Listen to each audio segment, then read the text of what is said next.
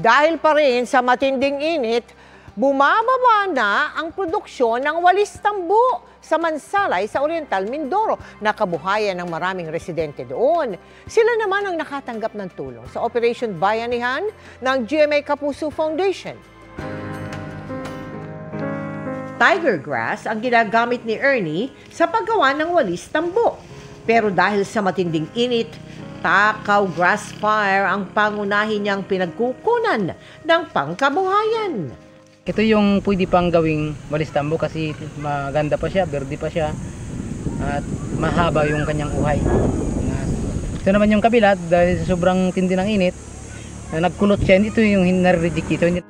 Kung dati nakakagawa pa raw siya ng 20 pirasong walis kada araw, ngayon hanggang 15 at maaari pa raw bumaba kung tuluyang masira ang kanyang mga pananim. Umaasa lang po talaga kami sa ulan kasi kita naman po ninyo sa lugar namin ay sobrang matarik. Gutom yung mga tao na yung mga pananim namin ay mahina, hindi magabunga kahit masaging yan.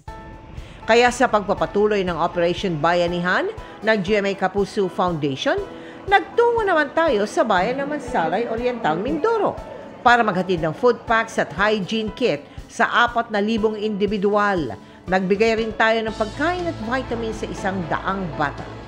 Ay maraming salamat sa GMA Kapuso Foundation na sa inyong tulong ay malaking ambag yun para sa amin. Nag-turnover tayo ng mga gamot, alcohol at diaper sa kanilang rural health unit.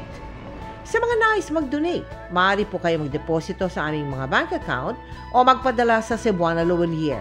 Pwede ring online via GCash, Shopee, Lazada at Metrobank credit card.